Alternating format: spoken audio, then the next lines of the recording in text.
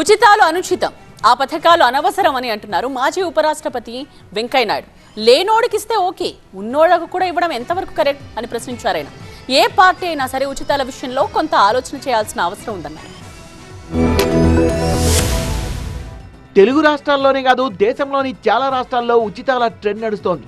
ఓట్లు రాబట్టుకునేందుకు ఉచితాల పేరుతో పార్టీలు గ్యాలం వేస్తూనే ఉన్నాయి. Free bus, free current, free gas ఇలా ఎన్నో పథకాలను ఇస్తున్నాయి ఏపీ, తెలంగాణ సహా పలు రాష్ట్రాల ప్రభుత్వాలు.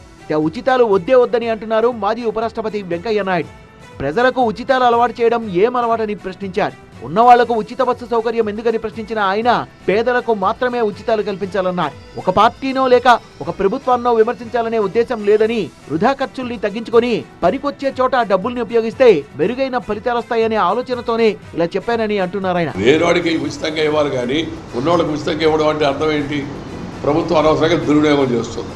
ఎక్కడైతే ఇబ్బందులు ఉన్నారో అలాంటి వాళ్ళని గుర్తించి ప్రభుత్వం వాళ్ళకి సహాయం చేయాలనేది నా యొక్క వ్యక్తిగత అభిప్రాయం. కృష్ణా జిల్లా పెనమలూరు నియోజకవర్గం కానూరు వృద్ధుల ఆశ్రమంలో పెద్దల ఆత్మీయ సమ్మేళనంలో పాల్గొన్న వెంకయ్య నాయుడు వ్యాఖ్యలు చేశారు.